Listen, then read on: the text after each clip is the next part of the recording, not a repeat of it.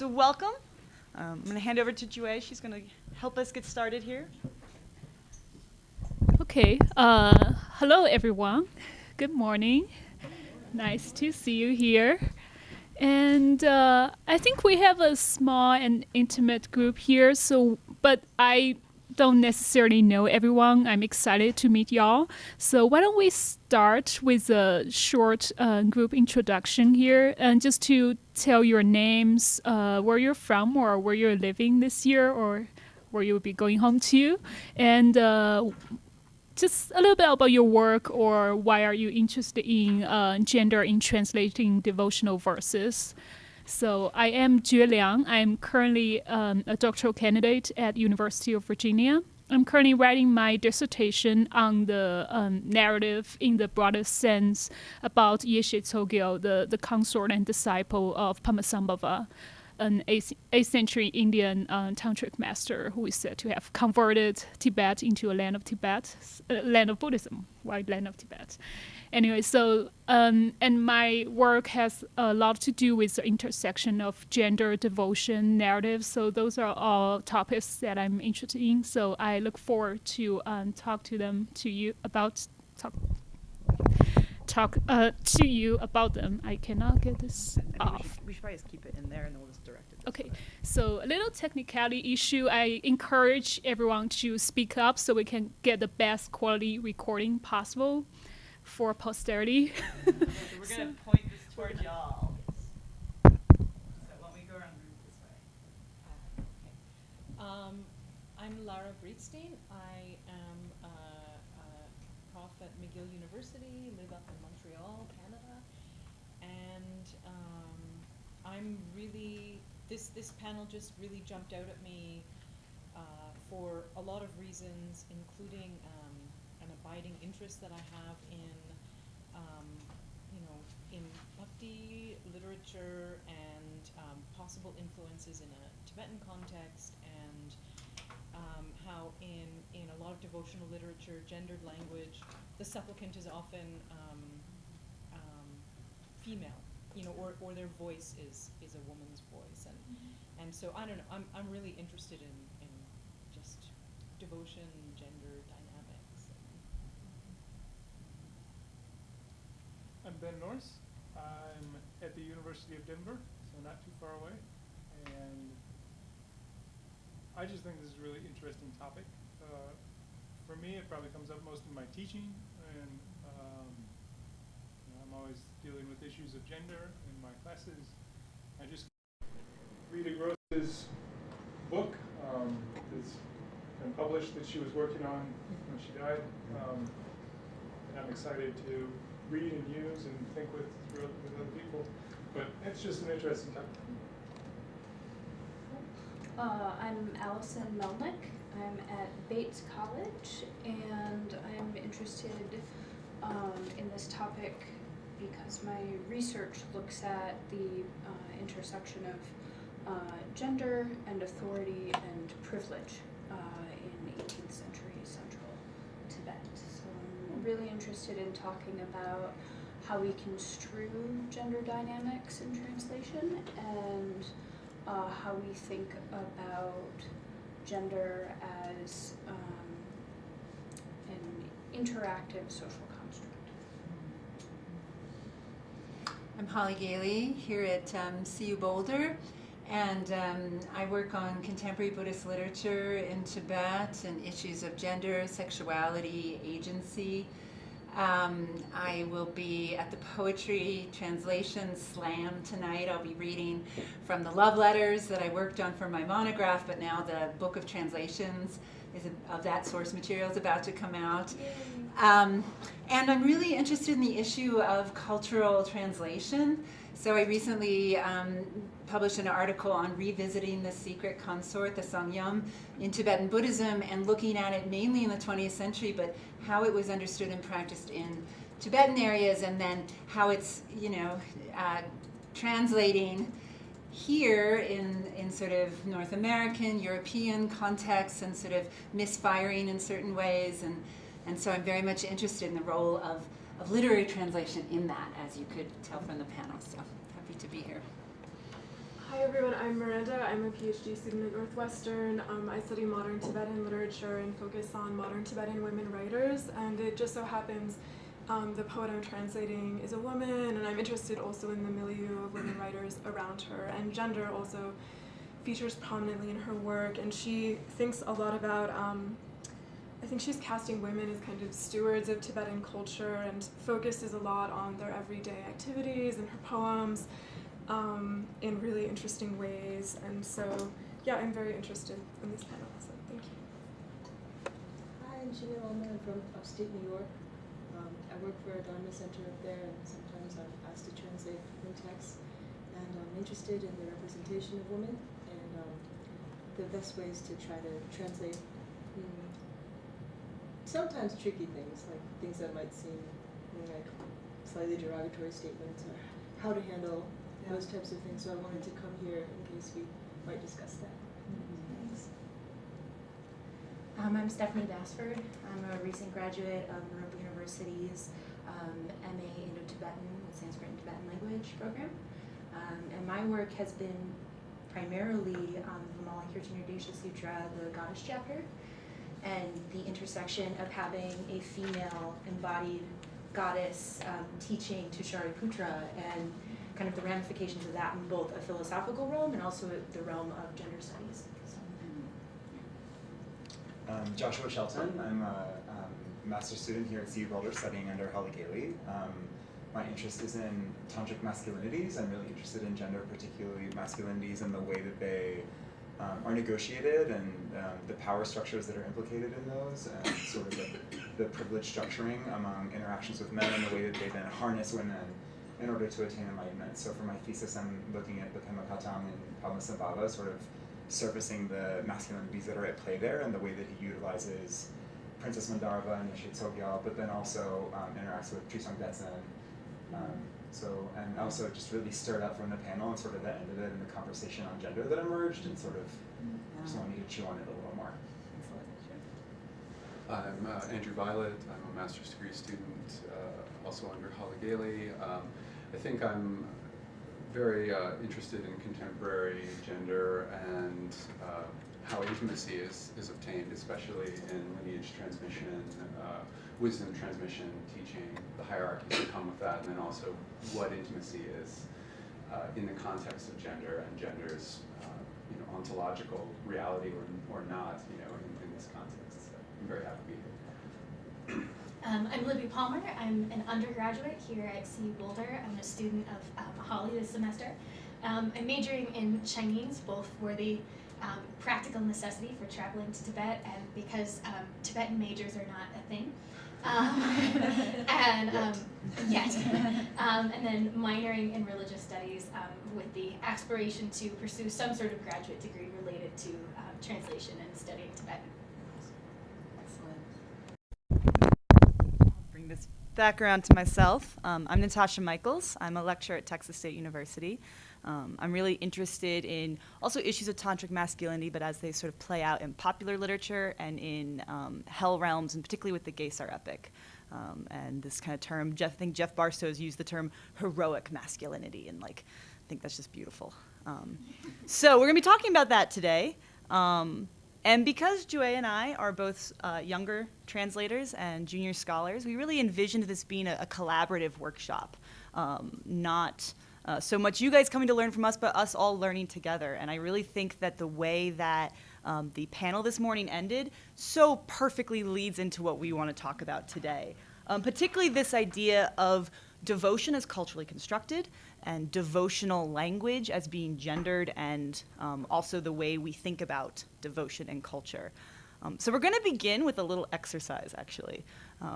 So I'm going to set the timer on my phone for 5 minutes, and I want you guys on this piece of paper to write as many adjectives and verbs, because in Tibetan, adjectives and verbs there's not a very clear distinction, but write as many Tibetan and adjectives and verbs as you can think of in either English or Tibetan that have to do with devotion.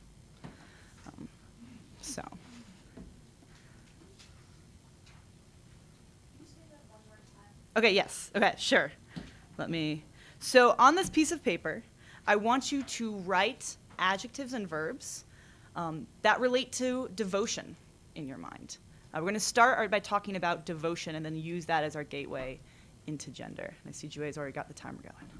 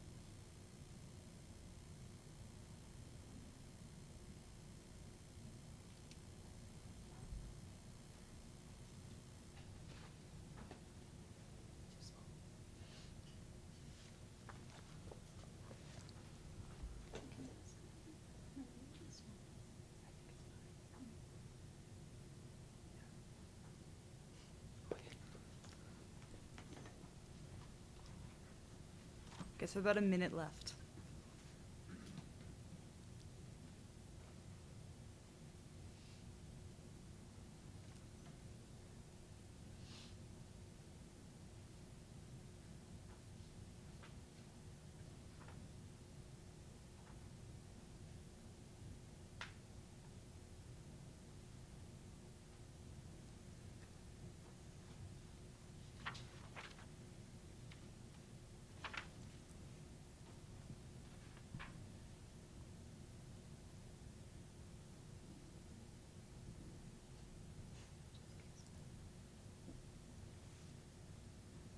that in.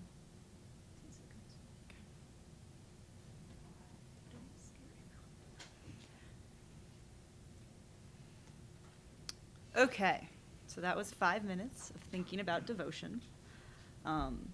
So let's begin by making our collective word bank about words for devotion, in Tibetan or in English. Or if you have a home language, you can use that as well. So who wants to start? Yeah. So this language of goosebumps or one's hair standing on end, sort of a classic devotion. Excellent. Intention and motivation. Just an interjection. Can you all see that in the back? Yeah. Okay, it's not too small. I was thinking of Chunjal, like the offering and a face-to-face encounter that is so central to devotion as embodied practice. Do the Tibetan. Oh, Chunjal.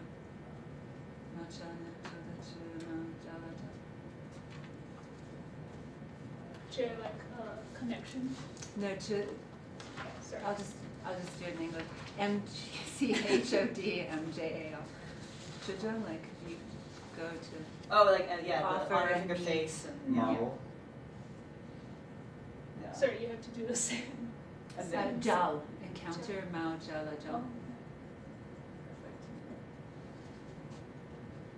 Some other words. Darshan. Darshan.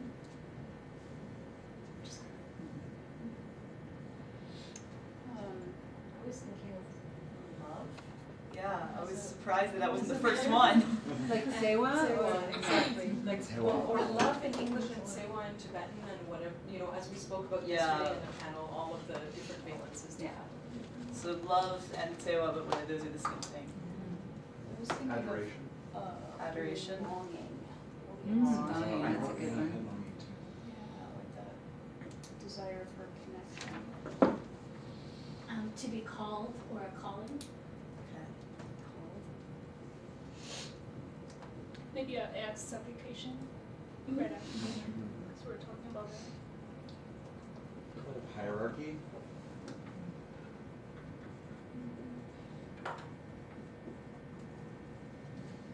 Faith. I know it's Yeah. sort of a controversial word, but I I love think- it so much. Beba. Yeah, I think there's nothing controversial about faith. At least myself, but I thought of commitment. commitment. Sort of Trinchen Gilama, so the sort of kindness, of Yeah. bestowing of, That heart of devotion. well, and the The kind of- affect coming from the Lama Mm. as well. What about diligence, or like the student sort of striving to attain something? I thought about safety myself. Yes. Wow. More feeling safety. Yeah, I thought of groveling. I had groveling. Groveling. I think sycophant came up in the. Yes, I think it was Nima said sycophancy, and I was like, ooh, that's That's a a good word right there. Running out of space. That's We Danzig. can start going all around. Oh, down Which sick. one? Danzig. Danzig. So, Frustration. what? Frustration. Frustration. And maybe it's just because someone mentioned this in the talk today. I also thought of cultic. Mm. But cult meaning what? Well, that's the thing. So, I mean, of course, cult's a second order category, but I kind of wanted to talk about that. Yeah, This yeah, idea of like Yeah. when, how that works. I also thought of power. Oh yeah. Well, there you go, lop, Yeah. Yeah. or chin, chinchi lop. Emanation.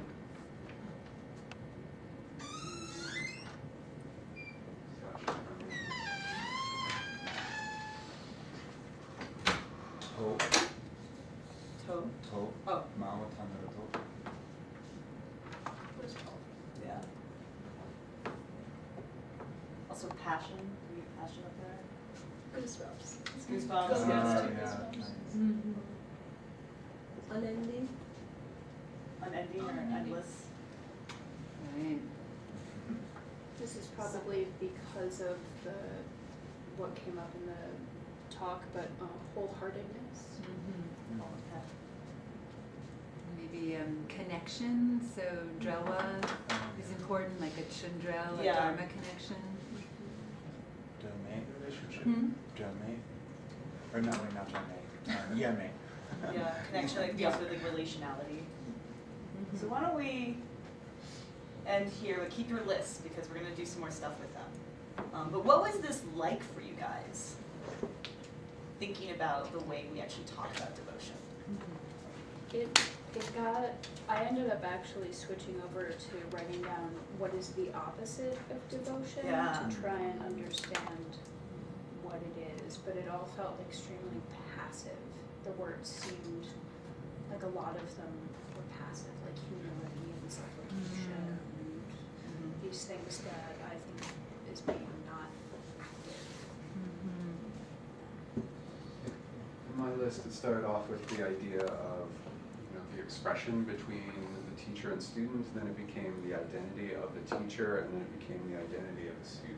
So, it was just interesting as the relationship of ideas kind of flowed. It went through a kind of a journey. I noticed that mine turned a little cynical. Yeah. Like consent, denigration, supplication, inferiority, superiority, self-effacement, power, patriarchy. I'm just watching that flow. I too was struck by both the wonderfly empowering aspects of devotion and then the potential downsides or negatives. And as I was sort of writing those, I was thinking of the panel today, and they're speaking about some students who were sort of unquestioning and maybe even defensive without necessarily thinking through why or sort of the danger that can come from that. I was found myself thinking a lot about the flow of emotion. That was kind of my focus. Is if I feel devotion for something or someone, what am I feeling? When I was doing mine, I noticed a shift where I kind of I went from words to kind of like ideas about it, particularly something that came up about, is it actual experience or is there a fabrication? Like, what are we talking about with devotion? From, is it something directly experienced, or and then I went into discernment, having discernment, that there isn't just throwing out of, some kind of intellect and like parsing out of what's actually happening in this relationship. And so I went into like confidence and union and what Samaya is, and those were kind of like the train of thought that happened after the issue of fabrication or actual experience. Did you guys have models in your head when you were thinking about these words? Yes. Kind of models of either maybe ideal devotional relationships or maybe ones that have not worked out? Do we talk about those models that we have as translators? Well, don't they come a lot from the, Namtar and the stories? Like, I was just thinking weeping, Yeah. So you have the emotion of the disciple, the goosebumps or whatever, but then when all these scenes of partying between lamas and disciple, there's sort of weeping, and the lama participates in that. It's sort of a mutual, unbearable separation after this beautiful kind of union. So there's lots of, stories of that. And just to go back a little bit, I think I want to make two comments. One is for Allison. I think I actually went the total opposite direction compared to you. You think it's more passive, and I have a list of words that is faithful, trust, confidence. So for me, I revere earnest sincerity. So for me, for some reason, I pictured it as a more active or interactive experience. So I find that really interesting. And the other thing is, I don't know if this is a moment for us to start talking about this, but none of us have actually start with a Tibetan word and saying, this is a word for devotion in Tibetan. So my question for you is, which word do we use for devotion in Tibetan? We have deba, we have meba, we have mergu, we have icheba. So there's a lot of words that evoke similar feelings or similar affections that can be associated with devotion. But do we have one word that perfectly captures all of those emotions we were talking about, or do we have a group of words in Tibetan that are kind of in a limited scope that can be used to convey devotional emotions? Is my question.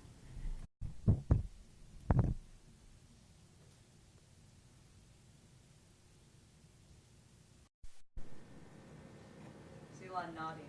That's a good point. I mean, Muga is what our default is, but I think it's better thought the way you put it. Yeah. That it's actually a cluster of terminology, and and that makes it more complicated. And personally, I find it extremely difficult to translate the Tibetan word mana or mesame. So in my translation, I just put it in different ways, but always. So for me, that is a central word when we're talking about devotion. But I find it hard just to put it into English in the verb devote or in the nominalized form devotion. I always find another verb that seems more appropriate.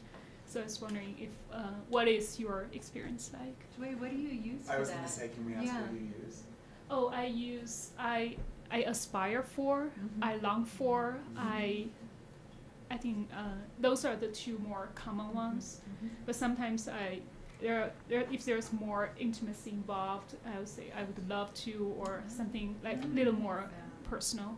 Yeah, but I find myself, it's difficult for me to just go right to the word devotion, or I devote myself to. I think that's sometimes not the case. So I'm curious to hear what you think.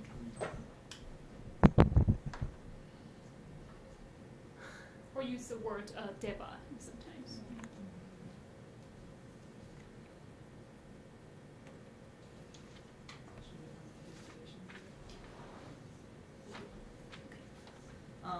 Could I just add that, so in my translation, I'm struggling with this, how do I translate some of these words, and I was just thinking that there are also like a lot of stylistic things about gore that like create, like engender affect in certain ways, like repetition can like engender certain emotions in the reader and the writer. So sometimes you can like suggest or like build around these words.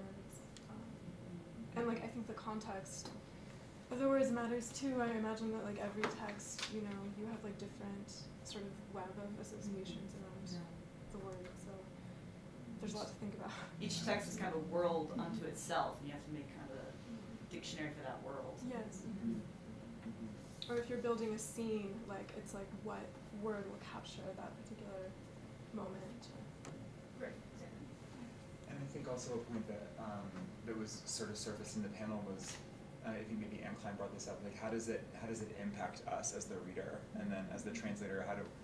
Do we actively thematize that? Do we talk about that in the introduction and sort of couch our translation decisions and the way that the text influenced us as we were reading it, our somatic experience, which is deeply gendered? Well, I think that kind of leads into one thing that we were thinking about is gender.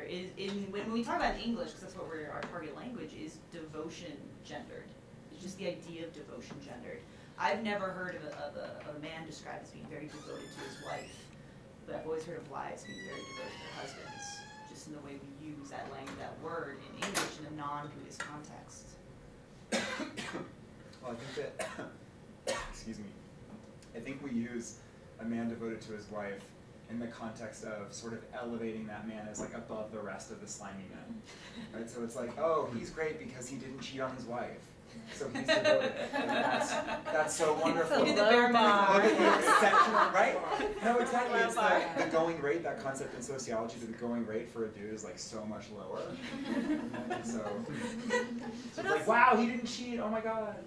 But I mean, emotion is so gendered, right? Yeah. So the anger realm of emotions is more acceptable for men to express publicly, and then there's sort of the female is allowed the love domain, and then somehow in the privacy of intimacy, all of it happens, and it gets really messy. But sort of the public performance, I think there you could definitely gender the emotions, yeah.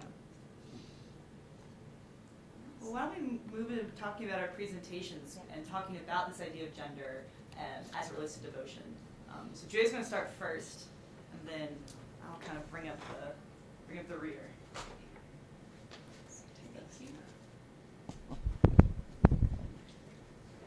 So I think before we move before we were talking about more of the general ideas about conceptualizing devotion and gender. I think it would be nice to bring in two more concrete examples from Natasha and my own work. So the songs, the gurus you're looking at are selected from the extensive life story of Yeshe Tsogyo. This is the longest extant Nangtar of her so far, but unfortunately I have not been able to pinpoint exactly who wrote this Nangtar, but my guess is that it'll be earlier than the 17th century, the more famous Dakshang Nangtar of her. So here what I offer you is 3 selections in the songs in which Yeshe Tsogyo compares herself to other women in terms of their devotion. So she is depicting herself as the exemplary devoted disciple compared to other ordinary women in Tibet. So this episode takes place early in her life story when she was expressing her wish to leave home and start her practice with her predestined guru Pamasambhava. So I will read to you my translation, but I find it aesthetically more pleasing just to look at the Tibetan by itself. So here's for the first song. Other women want a householder life. I want to abandon that life and put my mind at ease. Compared to other women who prefer external beauty, I am certain that appearances are but endless illusions. Other women fall for wrongdoings. I, a lady from Kar, am a believer in virtue. Other women falter in their conduct. I myself watch my discipline. Girls from the region of Yu or Zhang are fickle-minded and tell lies. I only aspire to practice in this life within this body. So this is the first song. It gets more skating afterwards. Yeah, I know. So here's the second one. Other women are only interested in paying lip service to the teaching. My faith springs from the center of my heart. Other women believe in dressing up with baubles. I long for the timeless truth, free from any characteristics. Is my knowledge inferior? Nevertheless, I have great determination. Other women talk back and forth, but I am not one who marries according to the wishes of her relatives. Other women have no faith in the teaching, but in appearances and adornments. I aspire to truthfully speak my mind in this lifetime. With my great determination, may I study the teaching. I am not ashamed that I have not studied. How could I act with any other intention? Other women choose lofty status, while I cultivate a mind that is without distinction.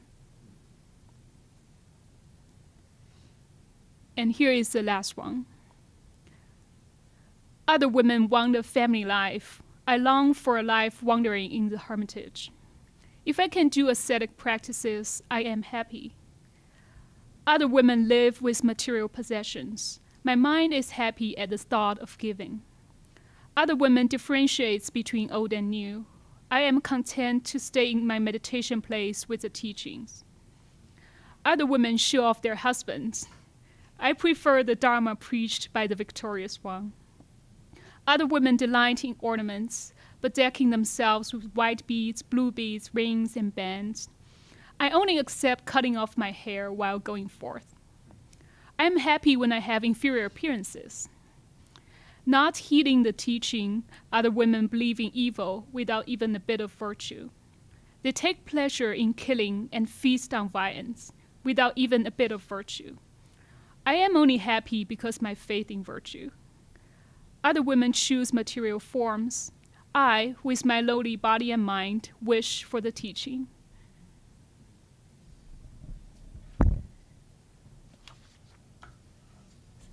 So what I'm finding interesting in these 3 passages is a constant contrast, as we've just seen, between Yeshe Tsogyo and other women. While other women are fixating on family life and worldly affairs, Yeshe Tsogyal is set up to be the exemplar of devotion. She's setting her mind on abandoning this life. She has the correct view. She is virtuous with unfaltering discipline. She is determined. She is sincere, earnest, and always speaking truthfully. She also rejects physical attractiveness and sensory enjoyments. So one question I'd like to ask to the group is, how many of these positive qualities we see here associated with devotion are conceived of in gendered ways? Or can we assign some of these qualities to as male, some others as female, or them as maybe universally applying to both genders? Also, I think it might be beneficial to just think about what is considered the opposite of devotion, as we just brought up, which we have plenty of examples here. In this reverse case, the undesirable or unwholesome qualities are, I think, in my opinion, gender specific, but I'd love to talk more about it. I think there's preferences for external beauty, obsession with sensory enjoyments, fickle-mindedness that comes up a lot, obsession with material wealth, faltering in their conduct. I don't think those are the most common criticisms directed towards men. So with this presentation, the second question I'd like to ask is, in discussing the particularities of the gender of devotion, might it be helpful for us to look at different direction and ask if the opposite of devotion, in all of its variegated form, is it gendered as well? I'd love to hear if you have encountered gender-specific examples in your own translation, critiques for men or women for their lack of devotion, or if you think male devotion takes a different form. Thank you. That's wrong. We planned to go on to my presentation, but I think that was so wonderful. I want to just get your guys' thoughts on that right now. Let's not work past that.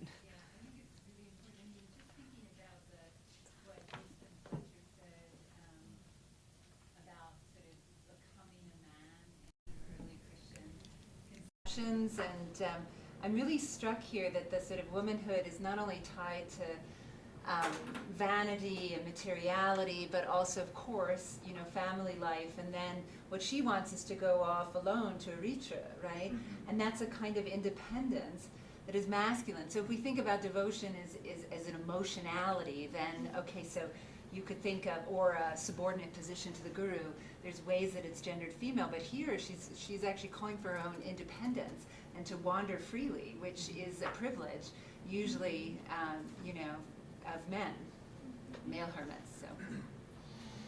Sorry, please, please. No, you're a woman, please.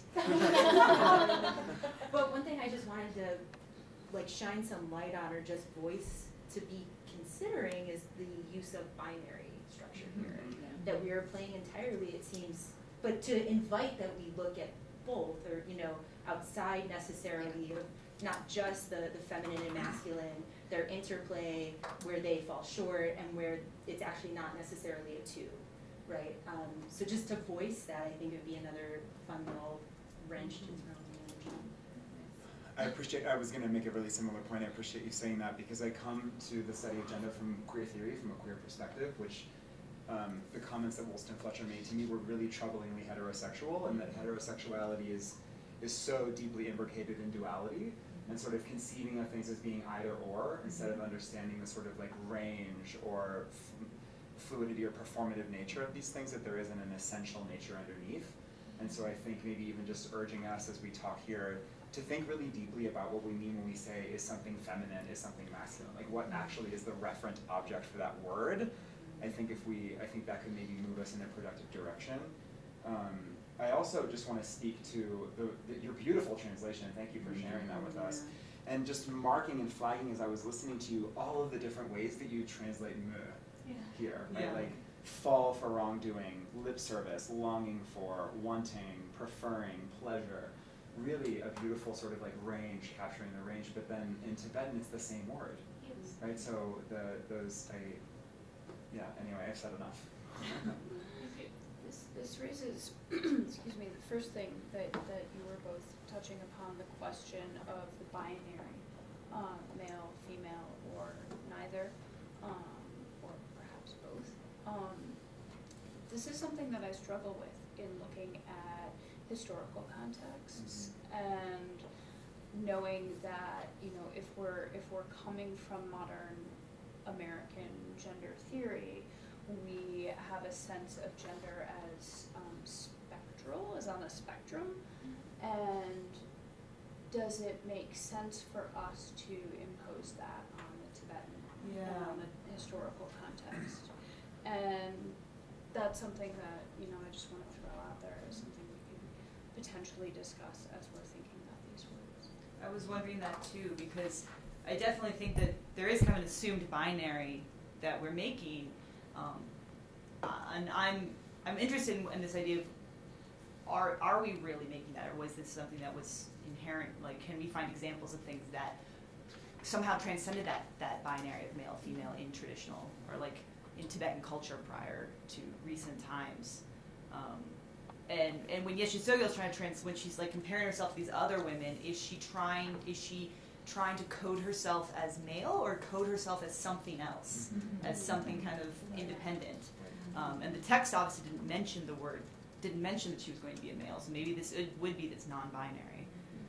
And it's interesting. I found it interesting how she says other women. So I feel like that is her identifying as a woman. Right. Yeah. And it was. I mean, I realize these are excerpts, but it's in my imagination about talking about devotion. I would have expected her teacher to be here, or to have the object of devotion raised. It's just making me nuance my thinking about devotion. And then I was just wondering that the question I have about devotion in particular is she making the claim that these other women lack devotion, or is she arguing that they are devoted to the wrong thing? Oh, that's a good question. That they're devoted to families and to their sort of societal expectations and the way they should act. And so is it a lack of devotion, or yes, or is it they are just as filled with devotion, but it's all directed to the wrong place? I want to follow up on that. That's in line with what I was thinking in terms of they're both very devoted, and in some ways they're setting up this binary. And I was thinking about somebody brought up a devoted wife and a devoted husband, but here we have, it's kind of, even though she's condemning what they're doing, she's setting up in a way what is the ideal devoted wife in a usual context, apart from the religious context.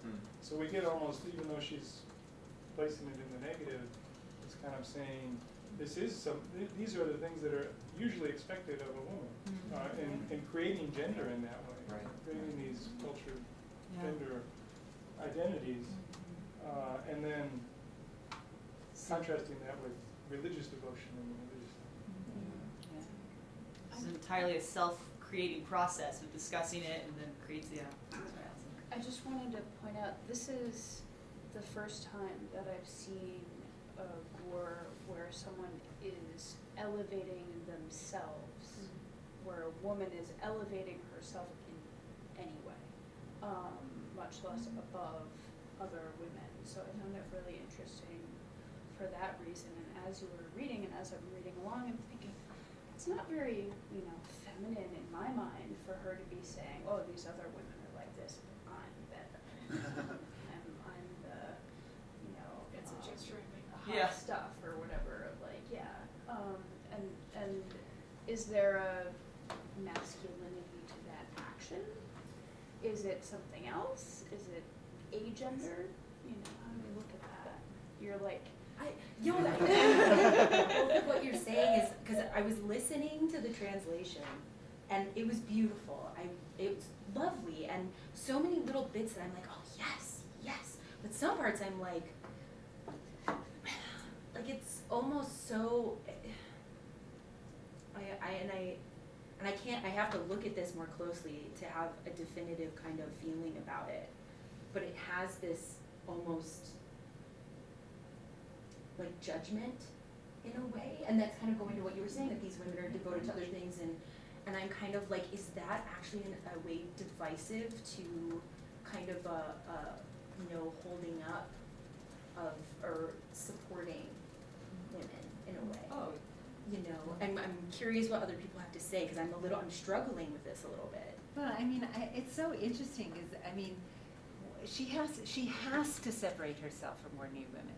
I don't know that we have examples of this, of men needing to say, you know, I'm not like other guys who go out and hunt, or, I mean, if you have a masculine version of this, it's the critique of the scholar by the yogin, right? So it's another religious figure that one is distinguishing oneself from.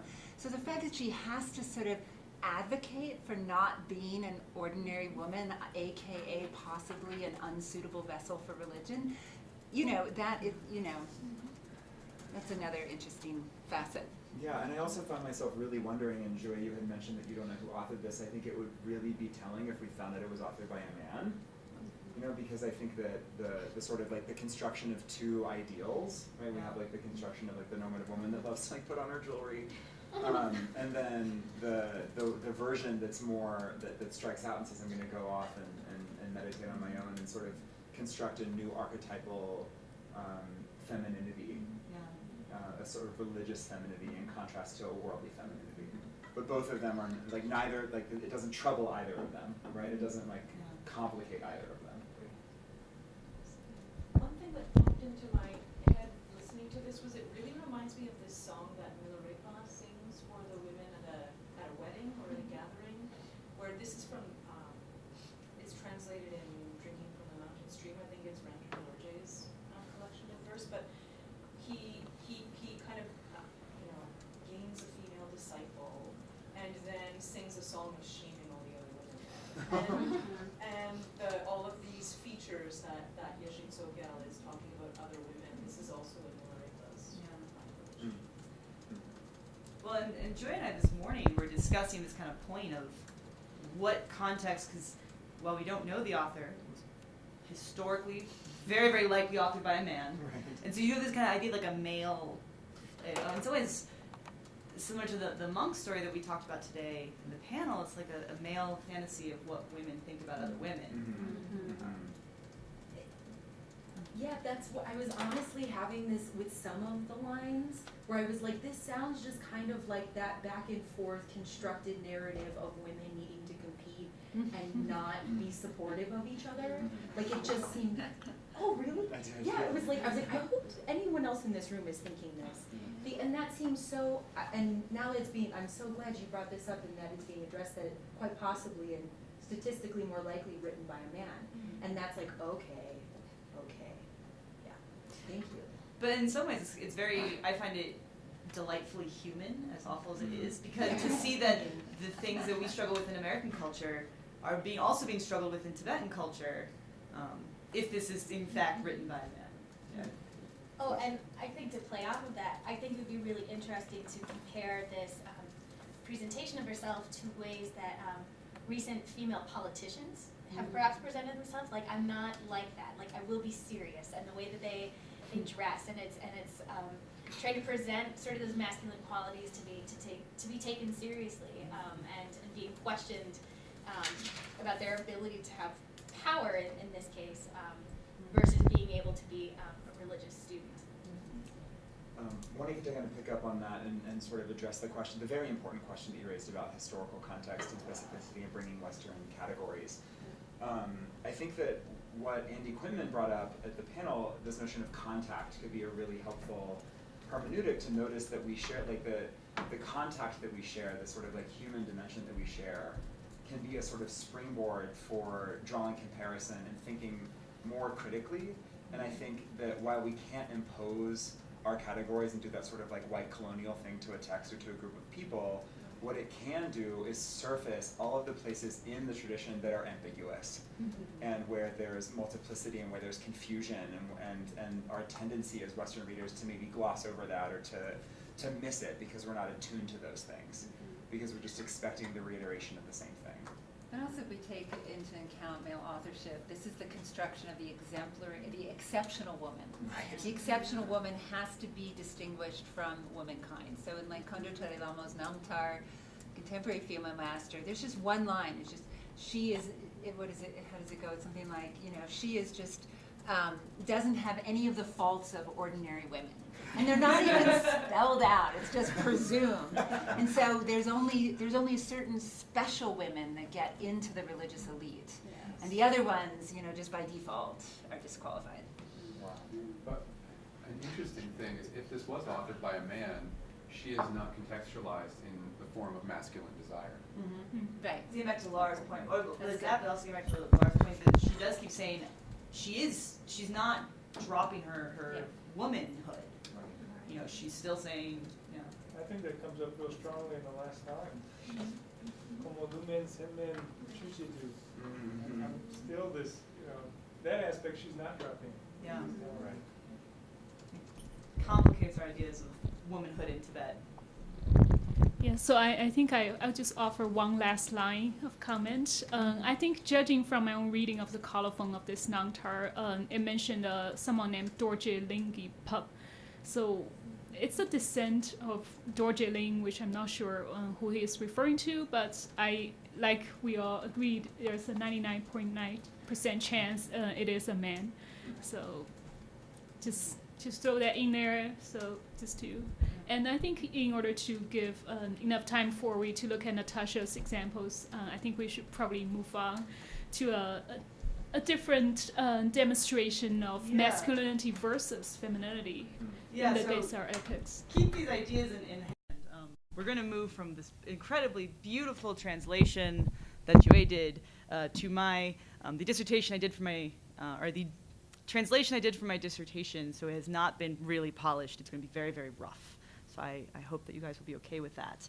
So I'm going to hand out you guys two different songs from the Nyeling Dzogpa Chempo. This is the final, I know I've talked about this with a lot of you guys. It's the final episode of the Gesar epic. It's published in the late 19th, early 20th century in Chamdo. And this, like all parts of the Gesar epic, has a lot of songs. So we're going to look at two songs together, where a man is singing a song of devotion to a woman, in this case Dorje Pakmo. So, and one in which a man is singing a song of devotion to another man. So this is where Denma is singing a song to Gesar. And of course, I just want to look at this to see how the object of devotion is constructed, how a female object of devotion versus a male object of devotion is constructed. Now, it's not obviously, just some caveats, it's obviously not a perfect comparison. Whether Dorje Pakmo is really a woman is kind of the first question we can think about in quite the same way that Gesar is. But just to get some ideas out there. So please take a moment and read through with great compassion.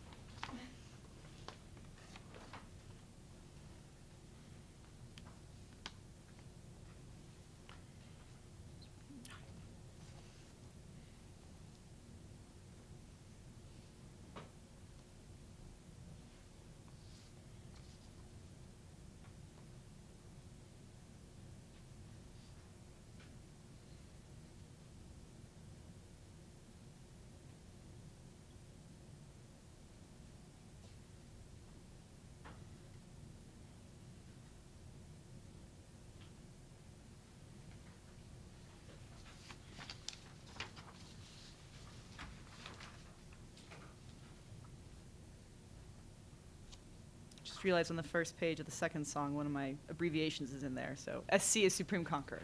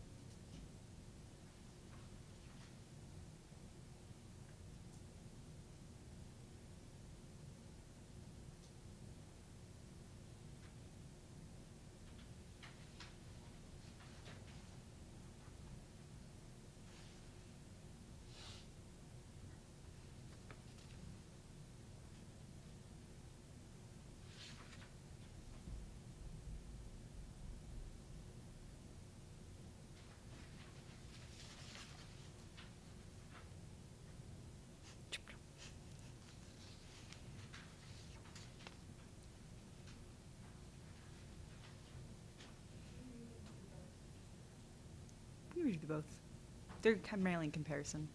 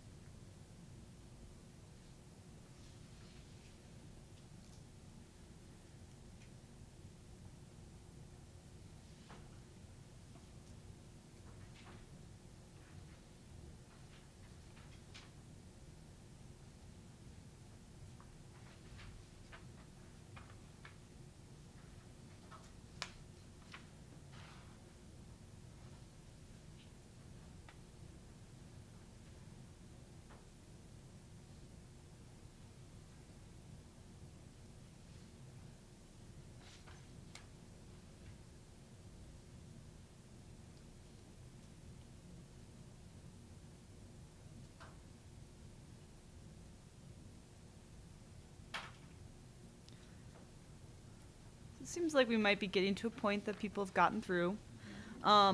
So we have two really interesting examples here. One that where it is very obviously a male being constructed as the object of devotion with King Gesar, kind of the most manliest man of all the Tibetans. And then the other one we have Dorje Pakmo, who is usually constructed as female. But again, we could talk about whether that is even a good way to think about her. What do we notice in sort of comparing and contrasting them? Are there differences? Are there not differences? I thought it was very interesting that in the song to Gesar, we sort of get just the one reference to children in the second group, sort of comparing everyone to being a child, and that almost feels more like we would look at on sort of orphans or children. You know, everyone is deserving of that great love and compassion. Whereas in our song to the female, it's the implication that she is a mother, or that we have the son, and talking about that sort of relationship. And the implication, at least reading from the English for me, was that somehow women are always going to love children of their own body more. And that the great love that a woman is capable of giving is from a child of her own body, and that's always going to be, she'll be blinded or prevented from having that love for all beings in the same way. And what I'm trying to say is I was almost thinking of, in sort of Western fairy tales, the idea of the evil stepmother. This woman who is incapable of loving a child not of her own blood as much as her own children. And that's just what I started thinking about when looking at these two.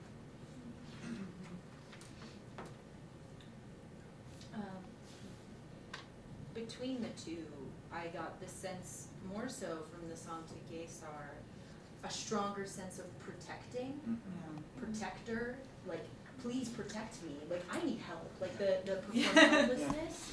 I got a stronger sense of that, but then to Dorje Pakmo, it's more of like a nourishing, praising, and the praising leading to like nourishment and care. There was a more, and that's the sense I'm getting from it. And I was like particularly I started circling words in the song to Gesar that were particularly stood out in my mind. because I was reading more of the English. I was looking at the Tibetan, but the English that had this stronger, like, hawk, arrow, blood-colored, sun, which sun is also in the other, reference to throne, hero, demons and Maras had this strong, like, protection sound to it to me. But yeah. There's that great even line, like, who will protect us legless cripples and lame? Yeah. So, like, Just to add to that a little bit, I got the exact same sense, but with Dorje Pakmo, there's more of a sense of closeness, the nurturing closeness, whereas with Gesar, it's a distant protector. In some ways, there's not as much language connection. The mother as opposed to the king. Yeah. Connection, the proximity. so Yeah, they're and the like- ideal of woman as well. She's got to be a mother. And the ideal for a man is being a king. It's so interesting because I read them really differently. I felt like Dorje Pamo was, she was so far above yeah. Gesar in this song that it was really like you've got it all going on. You were so amazing. Yeah. And then I found the other song like a little almost whiny. Yeah. I totally agree. So there was something like more like, you know, please don't go, and the second one and the first one was like, you're everything. And yes. Yeah. Different registers of emotion. Yeah. Yeah. I think my reading was kind of in between the both of you, where I felt like the Demas, the song to Gesar, that it was very much like, if you go, who will protect us? Like, we're so weak and we're vulnerable and we're terrible and you're great and you're awesome and you'll protect us and keep us safe. And so a sense of like, protect us from suffering. And then in the one to Dorje Pakmo, may you dry up the ocean, like take our suffering. Right? And so that seems really interesting to me because the female is often the one that has to absorb, literally like take in and absorb the suffering, absorb the dynamics of the household, take everything on. And then the sort of like stereo or archetypal male would be like protecting from the outside. Well, I think what I found really interesting when I was reading it again was like, may you dry up our suffering. That you know, evaporation is a passive act.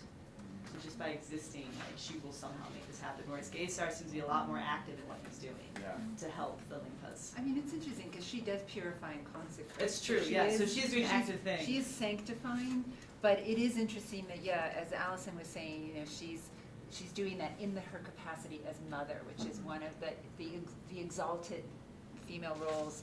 And he does have, he's Michik, Kongchik, you know, Punchik. Yeah. His things are capacities and Yeah. social roles with a lot of agency. So I have a thing, something, I keep circling the word mother as I'm reading the poem to Dorje Pamo. And this is something I keep wondering about is, if we take out the motherly qualities, what else is left there when we're talking about Tibetan femininity? Oh, can I just mention, I thought it was interesting that in the song to Dorje Pakmo, Dorje Pakmo is addressed as like a multiplicity, and it's much more singular in the Gesar. It's like, Particularly the line, and you're near Manakaya, the supreme one possessing a mind. If you I mean, that's, I don't know, I particularly was like, oh, that's a little outside of what I would just, like the rest of it I felt had a lot of very stereotypically strong feminine language, but that was not. Yeah, the kind of this opening couplet. Yeah. So. I mean, why this is, I'm not sure, but it's interesting. Well, with this particular text, we don't really have an author for it. So there's a purported author, but it's a purported author and a purported text, but we don't know very much about them. So can I comment about why this might be happening? Yeah, this might be, I don't know, a strange observation, but I was reading through it really quickly, and I didn't even notice when the song changed. Oh, that's really cool. There were certain things that all of a sudden I was like, wait a minute, is this a different song? Like, in the first box it says, who will clear the gloom of the dark-haired Tibetans? I'm like, huh. The other, just before, they weren't talking about those who were supplicating as much It was more about the subject, not so much about the object. But in the second song, there's a lot about the people who are asking for help, and it's much more. They're much more involved. I was like, three strong differences. Yeah. And this could come down to gender, but I mean, again, because this comparison's not perfect, it could come down to the fact that Gesar has been living among these people for years, and that Denmas is like best friend. So there is sort of a relationality in there that Dorje Pakma doesn't just hang out with the Lingpas all the time. She's got other work. She's got other stuff to do. She like comes for a little bit, then She's got to pieces absorb all out. the suffering. She's emanating in all directions. Yeah. I'm embarrassed to bring this up because it sounds pretty foolish, but the last part of the Gesar epic, this reference to the flower, the buzz of the lotus petals unfolding will be small. I was, I was like, all right, this is the poem that's about masculinity. So the idea of something being small immediately, I was like, something about masculinity, some idea of virility was being compromised, but it was opening from a lotus, which is a traditionally feminine thing. And so I found myself kind of thrown by that. No, that's a great point. I hadn't thought about that. This how they're talking about Gesar as the lotus, and that is traditionally a feminine. Well, is he the lotus or is he the stem and anthers? Right. Aren't the anthers the things inside the lotus? Yeah, but they're still not the flower, right? Aren't they the? Yeah. Yeah. What you eat. Like like the So good. Yeah. I took the lotus petals to represent the disciples. Mhm. Okay. That's right. That's right. Yeah. Or the citizens of Ling or whatever. Yeah. Obviously, I don't know my botany well enough. Well, this is like one of these things, right? When we see a detail like this, it's like, oh, actually, I need to know something about Exactly. lotuses now. Let me do a little research. The amount of stuff I've learned about weaponry since beginning to translate the Gesar is remarkable. Should we move on to the next thing? Excellent. Well, thank you guys for bearing with me on my. That was great. I probably should have done my translation first, because then you guys would have been even more impressed by Jue's. They're both great. Yeah, great. So one thing that we wanted to close with, we have about 20 minutes left, and this is what really came up in the panel, and so I think it's a good way to end, is thinking about the gendering of vocabulary and the way that we as translators maybe intentionally or unintentionally gender vocabulary. So do you want me to write or do you want me to write? Okay. So we want to take our words, and if you have other words in your word banks that you did not put up here, and let's just take a moment to think about which words does our gut say are feminine words, and which does our gut say are masculine words. Are we trying to get at our own presuppositions? Our own perception. Yeah. We're thinking of ourselves now as Yeah. translators. So.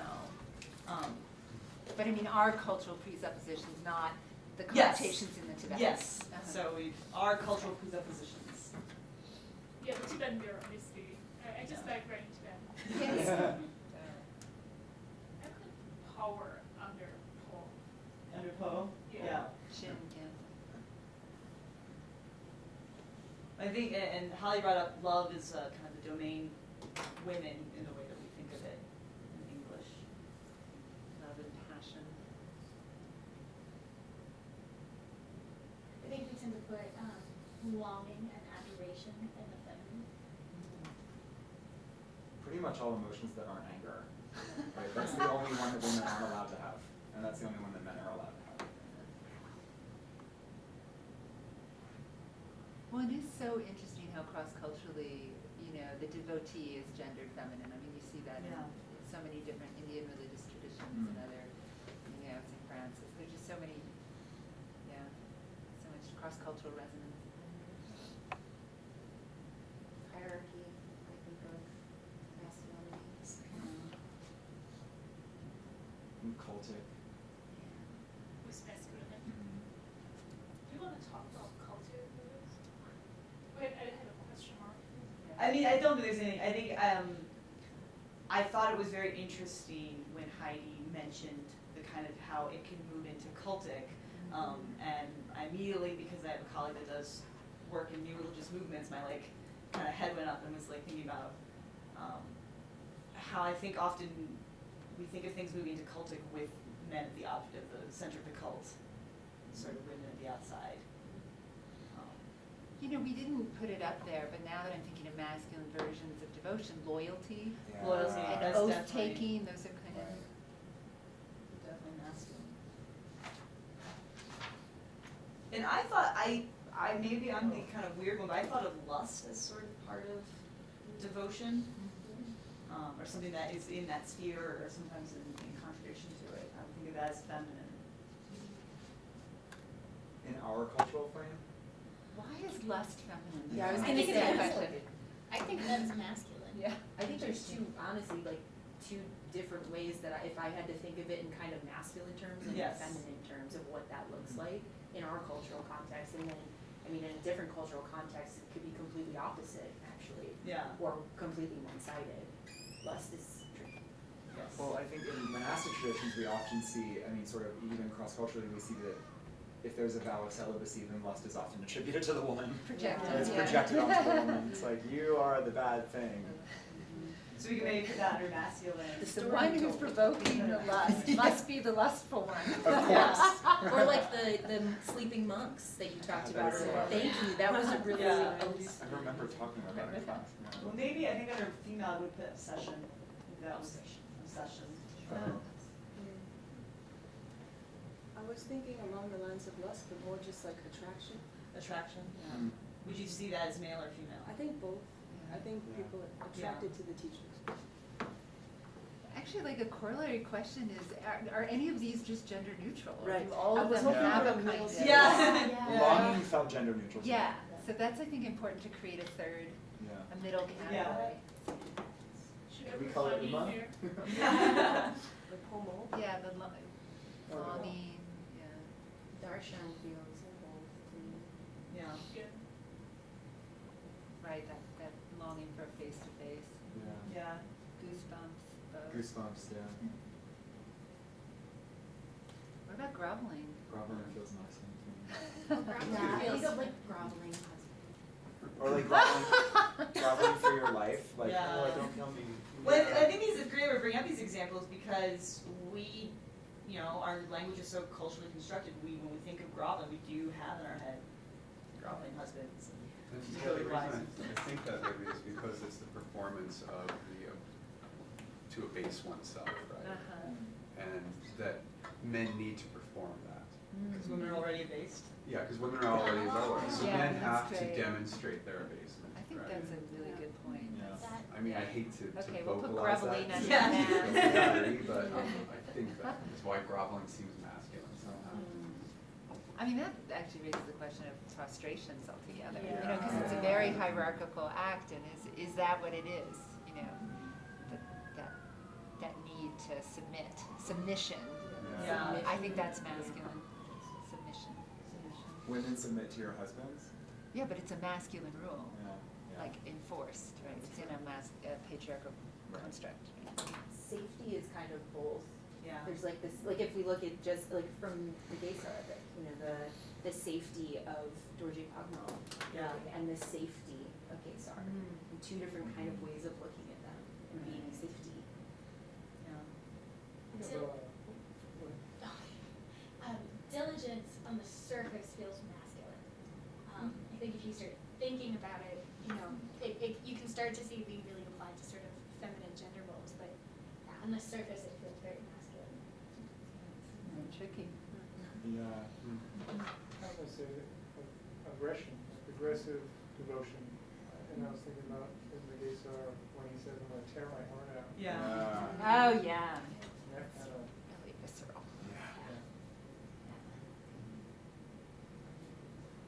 I know we didn't bring this up, but how about like restraint or self-control? I kind of feel like that's neutral. I feel like women are way better at that. I think Because you maybe have to be this that that's a masculine thing, because I think men have to perform that. I think, again, it's almost thought that women have that innate quality of self-control. Admittedly, I take it back. You know, Yeah. It's projected Yeah. the other way onto women by men. When I think of restraint, I think of guys who are like getting into a fight and other guys pulling them away from each other. Restraint from aggression. Yeah. I It's think uncomfortable to the- think about our cultural constructs. Yeah. I think of the stereotypical way that women are seen as being emotionally unrestrained. Yeah. Mm. Yeah. calm down. all these like wholeheartedness, like Just heart-centered. Why are you so angry? words. Yeah. Just smile, honey. Oh, stop. And then I think there's also the feminine idea, especially in our culture, of women lacking restraint when it comes to like finances. You know, like buying all the clothes, not knowing how to save money. My wife got my credit card. You're right. It'll go away in my family, just saying. But one thing I'm hearing that I just wanted to like voice was that I'm seeing that there is an issue of within this cultural context, particularly a modern and I don't know, maybe Western perspective, is that there's not only the issue of the general feeling in English of how these words, you know, bring up femininity or masculinity, but then also the power dynamic between how those are structured where we are located in this culture right now. Because of like, there was a word that was kind of problematic because of the way that it has been applied to women by the patriarchal narrative. So it's like, you know, is it more masculine because it's a masculine rule, but it's applied more fervently to women? Or is it that it is something that is coming out from like her story, so throw that in, you know, that dynamic's also at play that I'm seeing too. I wonder whether, you know, I mean, just seeing our sort of debates about where things are, it's fascinating exercise.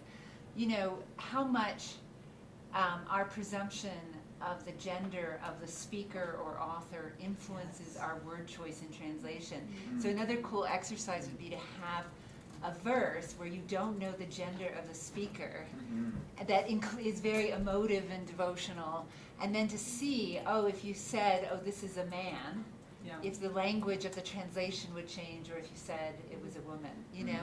So something about our word choice and being sort of self-critical or self-reflexive on Actually, that. design some like translation psychology. Yeah. Yeah, right. See our biases, our implicit biases Right. as translators. Right. Well, and that leads really well into a question that Yeah. we wanted to, it's our last kind of discussion question that we had, and that's that most of the Tibetan dictionaries that we all use have been written by men.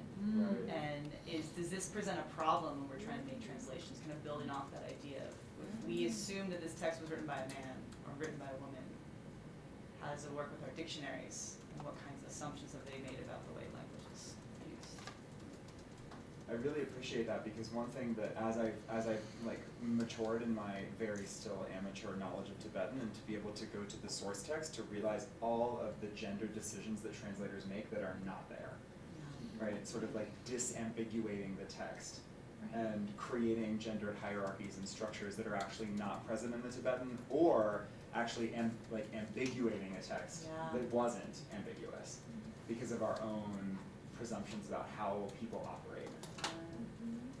Especially the male pronoun, he is the default pronoun. Right. It's Exactly. just classic how much that's introduced and completely changes the flavor of the text. Right. He. Mankind. Yeah, when it's just, there is no pronoun in the Tibetan. Right. It's not either.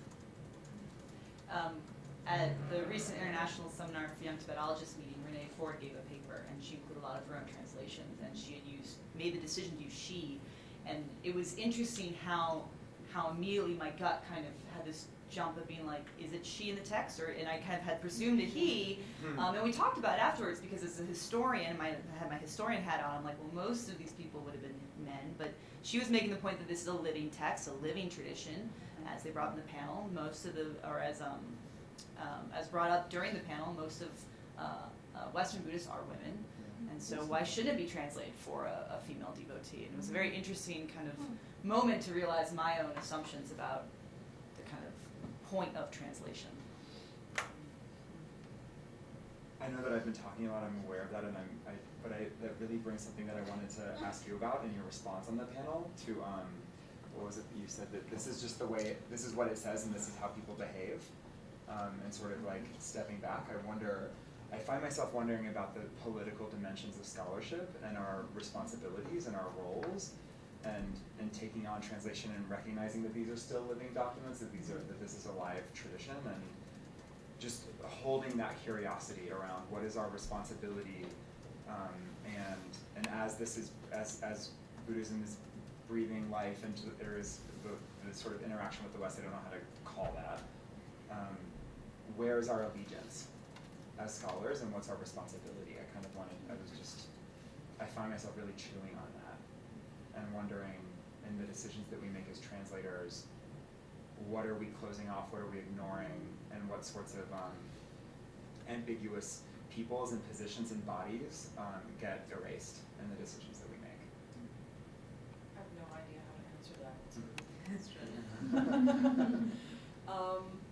And I don't have an answer for it, because it when I think about different communities, I feel really different about it. You know, if I think about a classroom full of undergraduate students who, you know, I want to bring on a field trip, or, you know, something like that, I'm thinking like, you know, protect the students.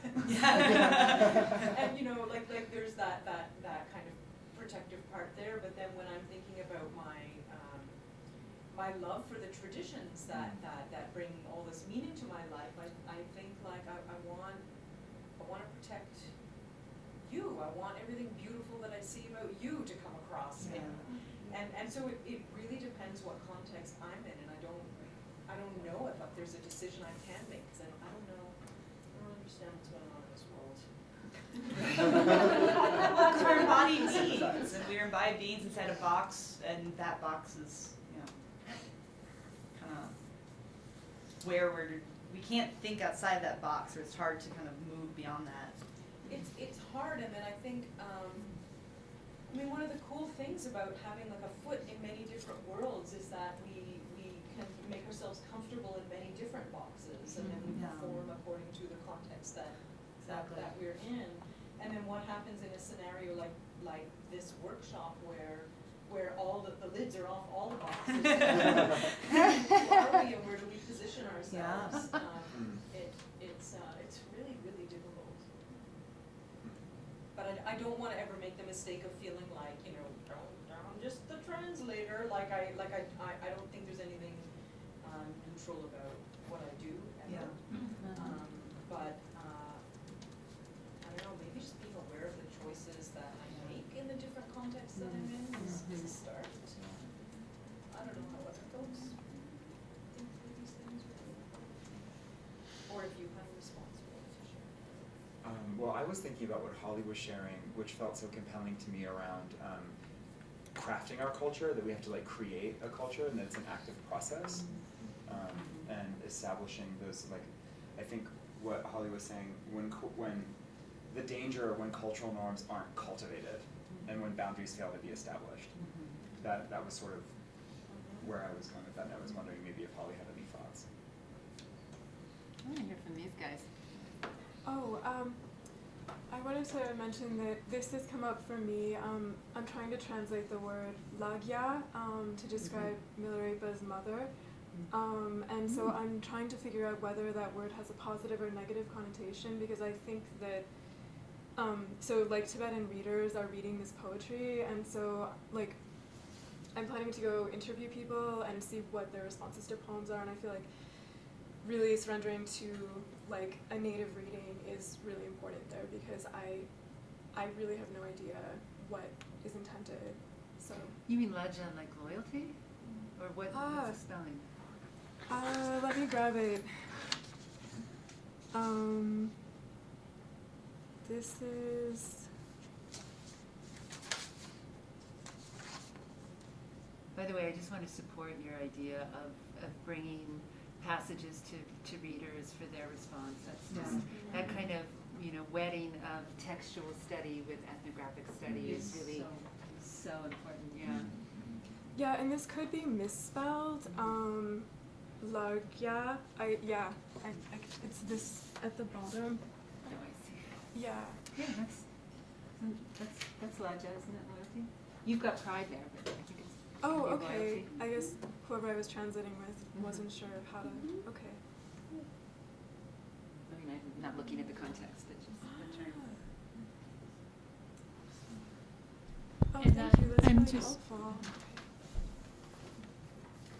We're going to talk about in our breakout group tomorrow with Rika and I, devotion to Lama, loyalty to the nation. We'll get in a little promo there. If you haven't signed up yet. So I was just thinking maybe one practice to respond to Natasha's last question. How do we use dictionaries that are mostly composed by men? So I think one thing, what I notice is if I start, I never got a satisfactory dictionary definition for meva. So what I did is I went to the context and find the English verb I find mostly related to that specific occasion, and I use that word. So I think it'll be nice to every now and then maybe have a collaborative redefinition of certain words, especially in the feminist or in the from a gendered perspective, to look at how words are understood and used differently by male and female authors, and how we as deeply gendered being ourselves, translators, are to respond or how to carry over that meaning to this cultural context. So I think that'll be an interesting exercise. Yeah.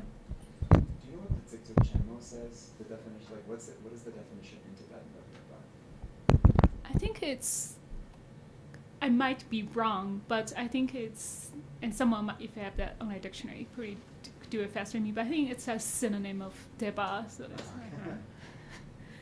thank you very much. Like deba tanja. But I love this idea of a context-driven collective dictionary. We have the tools for that now. That would be really cool. That would be great. Oh, we could all do it. Kind of what Marcus was talking about Tsadra, like what kind of things we want. Yeah, here we go. Well, it seems to be about 12:30, and I know that people are hungry for lunch. So thank you all so much for all of your comments and helping us make this workshop go wonderfully. That was awesome. Thank you.